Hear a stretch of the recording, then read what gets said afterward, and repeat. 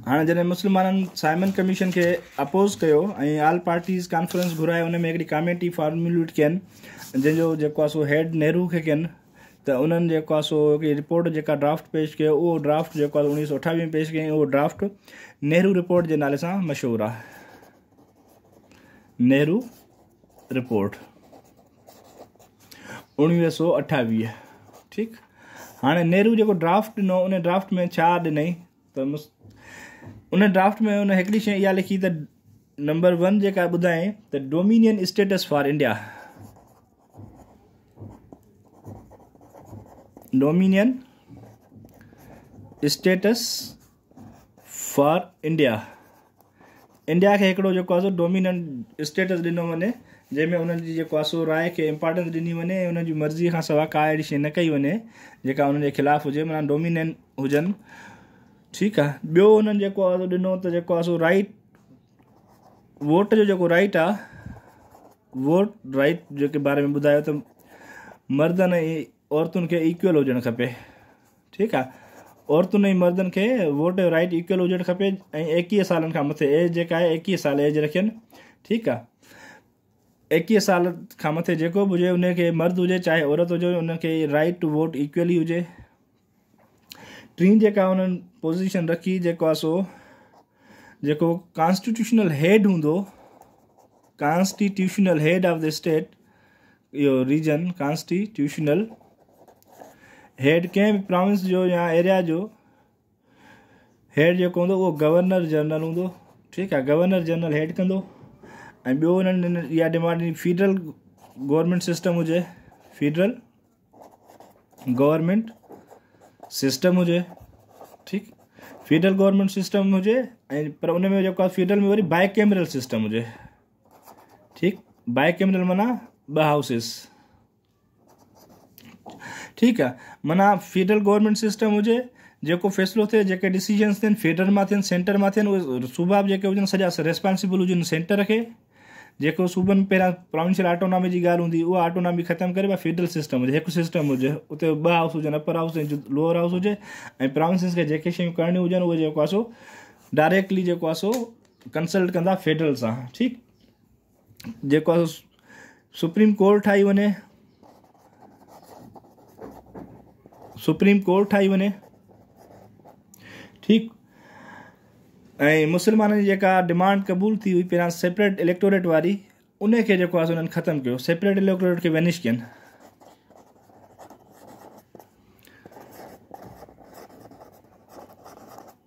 Separate electorate खे vanish कयनि। ठीकु आहे। ख़तमु कयनि। ऐं चयनि त जेको आहे सो मुसलमाननि लाइ उहे असां सीटूं रखंदा, जीअं माइनॉरिटी सीटूं हूंदियूं आहिनि, जिते उन्हनि जी मेजॉरिटी हूंदी, उन्हनि खे असां माइनॉरिटी ते उहे सीट्स अलोकेट कंदासीं। ठीकु आहे। माना जीअं असां वटि माइनॉरिटी सीट्स अॼुकल्ह फिक्स आहिनि, अहिड़ी तरह उहो नेहरू रिपोर्ट में जेको आहे हुन चयो त सेपरेट इलेक्टोरेट ख़तमु कई वञे, जिथे मुसलमाननि जी मेजॉरिटी हूंदी, असां उन्हनि खे उनजे हिसाब सां थोरे जेको आहे सो ॾींदासीं, रिप्रेज़ेंटेशन ॾींदासीं। ठीकु आहे। जेका बोन ऑफ कंटेंशन थियो, पहिरियां त हिंदू ऐं मुसलमान गॾु पिया कमु कनि हिन ते, पर जेको आहे सो हिन पॉइंट खां पोइ हिंदू ऐं मुसलमाननि जे विच में ई बोन ऑफ कंटेंशन जेको सेपरेट इलेक्टोरेट वारी डिमांड ख़तमु जॾहिं कई नेहरू रिपोर्ट में, हुन पोइ हिंदू ऐं मुसलमान जा जेको आहे सो पाण में तज़ाद शुरू थी विया। त भाउ जेको आहे सो असां तव्हां सां गॾु जेको आहे हिन फील्ड में हुन में कमु था कयूं, हुनजे अगेंस्ट तव्हां वरी असांजे हक़ ते धाड़ो था आणो, त इहो शयूं जेको आहे सो एक्सेप्टेबल न आहिनि। ठीकु। नेहरू 1928 में रिपोर्ट पेश कई, उन ते डिस्कशन थिया, पर मुस्लिम लीग जेको आहे सो उन रिपोर्ट खे रिजेक्ट कयो। Muslim League rejected the Nehru report. Muslim League rejected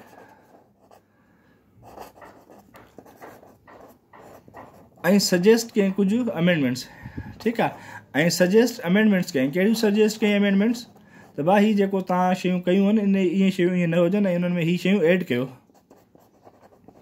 ऐं अमेंडमेंट उहे जेको आहे सो करणु चाहे न थी वञे, न एॾो इशू कोन हुओ जंहिंखे इशू ठाहियो पियो वञे न उन वक़्तु। अमेंडमेंट्स कहिड़ियूं हुयूं त जेके उन्हनि जूं एक्सेप्ट थियल हुयूं पहिरियां अमेंडमेंट, 3 अमेंडमेंट्स काइदे आज़म सजेस्ट कयूं। हिकिड़ो जेको आहे सो सेंट्रल में जेको आहे सो 1/3 रिप्रेजेंटेशन, जेका एक्सेप्ट थियल हुई हुननि जी 1/3 रिप्रेजेंटेशन। ठीकु आहे। या उन्हनि जेको आहे सो मिंटो मोले रिफॉर्म्स ऐं मोंटीगो चेम्सफोर्ड रिफॉर्म्स में बि उन्हनि जी एक्सेप्ट थियल हुई, जेका नेहरू वरी हिननि जी इहा ख़तमु कई। ठीकु। ॿी जेका उन्हनि रखी पॉइंट उहा रखियनि, जेको सपोज़ पंजाब आहे ऐं बंगाल आहे, मुस्लिम मेजॉरिटी प्रोविंसिस हुया। ठीकु आहे। पंजाब ऐं बंगाल में उन्हनि खे जेको आहे सो अकॉर्डिंग टू पॉपुलेशन वेटेज ॾिनो वञे, माना जेतिरी उन्हनि जी पॉपुलेशन आहे उन हिसाब सां उन्हनि खे सीट्स अलोकेट कयो, उन हिसाब सां उन्हनि खे वेटेज ॾिनो वञे, उन हिसाब सां उन्हनि खे रिप्रेज़ेंटेशन ॾिनी वञे। ठीकु आहे। ऐं ॿियो जेको आहे सो उन्हनि इहा क़ाइदे आज़म हिकिड़ी अमेंडमेंट पेश कई त न्यू प्रोविंसिस ठाहिया वञनि, 3 न्यू प्रोविंसिस ठाहिया वञनि। कहिड़ा? 3 प्रोविंसिस जी हुन डिमांड कई। हिकिड़ो कहिड़ो प्रोविंस? सिंध। ॿियो प्रोविंस उन्हनि जो जेको क़ाइदे आज़म सजेस्ट कयो, बलोचिस्तान। ऐं टियों जेको प्रोविंस सजेस्ट कयो वियो उहो NWFP। ठीकु आहे। हाणे नेहरू रिपोर्ट खे रिजेक्ट करण खां पोइ क़ाइदे आज़म जेको आहे सो ही 3 पॉइंट्स ॾिनियूं अथव, हिननि 3 पॉइंट्स खे तव्हां पंहिंजी हिन रिपोर्ट में एड कयो, पोइ असांखे इहा रिपोर्ट तव्हांजी क़बूल आहे। ऐं हिननि 3 ॻाल्हियुनि खे एड न करण जे करे उहा रिपोर्ट जेको आहे मुस्लमाननि उन रिपोर्ट जे अगेंस्ट हुया। मुस्लमान उन रिपोर्ट खे जेको आहे सो कयो त हीउ जेको आहे सिधो सिधो मुस्लमाननि जे हक़नि ते धाड़ो पियो हयो वञे, ऐं उन रिपोर्ट खे जेको आहे उन्हनि रिजेक्ट कयो। त एतिरे टाइम में जेको आहे सो अञा ताईं जेको आहे साइमन कमीशन पंहिंजी रिपोर्ट पेश न कई हुई। मुस्लमाननि हिंदुनि जो जहिड़ो लॻो पियो हुन हू पंहिंजी रिपोर्ट लिखण में मसरूफ़ लॻो पियो हो। ठीकु। हाणे जॾहिं मुस्लमाननि जी सेपरेट या सेंटर में रिप्रेज़ेंटेशन नेहरू ख़तमु कई ऐं पंजाब में उन्हनि खे पहिरियां सेपरेट इलेक्टोरेट जे तहत जेको आहे वोट जो राइट ॾिनो वियो, जेको नेहरू रिपोर्ट में हिननि उहो बि खथियो हुननि खां मुस्लमाननि खां। ऐं जेको आहे सो क़ाइदे आज़म पोइ हिकिड़ी ॿी डिमांड रखी त जेके मुस्लमान मेजॉरिटी आहिनि, सिंध में मुस्लमाननि जी मेजॉरिटी हुई, बलोचिस्तान में मुस्लमाननि जी मेजॉरिटी हुई, ऐं NWFP में मुस्लमाननि जी मेजॉरिटी हुई। 3 जेको आहे सो मुस्लिम मेजॉरिटी एरियाज़ हुया।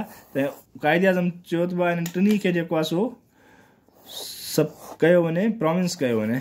ठीकु आहे। प्रोविंस कयो वञे। ॿी हिकिड़ी शइ जेको आहे हुननि चयो त सेंट्रल बाई कैमरल सिस्टम हुजे, जेका क़ाइदे आज़म चयो भले बाई कैमरल सिस्टम हुजे, फेडरल गवर्नमेंट हुजे, पर उन सां गॾु जेको आहे सो प्रोविंशियल ऑटोनॉमी मस्ट आहे। प्रोविंशियल ऑटोनॉमी ज़रूरी आहे। प्रोविंसिस खे तव्हां इग्नोर नथा करे सघो, प्रोविंशियल ऑटोनॉमी खे ख़तमु नथा करे सघो। उन सां गॾु federal government, federal form of government सां गॾु छा हुजे? प्रोविंशियल ऑटोनॉमी, माना सूबा ख़ुदि मुख्तियार हुजनि, पंहिंजा डिसीजन वठी सघनि।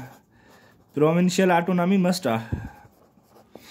हाणे क़ाइदे आज़म जूं जेके सजेशन्स हुयूं इन खे नेहरू जेको आहे ऐं ॿिया जेके हुतां जा सब कॉन्टिनेंट जा तव्हांजा लीडर हुया उन्हनि कंप्लीटली अपोज़ कयो।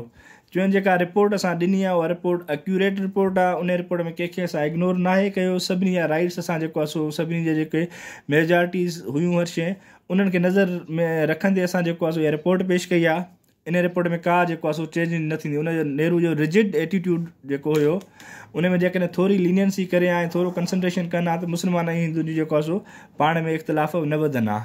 पर क़ाइदे आज़म इहा आख़िरी कोशिशि कई त हिंदू मुस्लिम यूनिटी जेको आहे सो हली सघे, पर इन खां पोइ क़ाइदे आज़म बि काफ़ी जेको आहे सो पंहिंजो माइंड डाइवर्ट कयो ऐं नेहरू जे अगेंस्ट जेको आहे सो हिननि क़ाइदे मुस्लिम लीग हिकिड़ी ऑल पार्टीज़ कॉन्फ्रेंस घुराई जंहिंमें हेड सर आगा ख़ान पियो करे।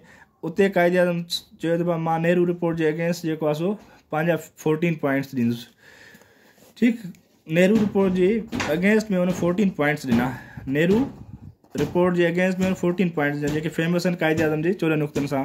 हाणे नेक्स्ट क्लास में इनशाला असां उहे पढ़ंदासीं। ओसि ताईं तव्हां हिननि खे थोरो ॾिसी वठिजो। बाए।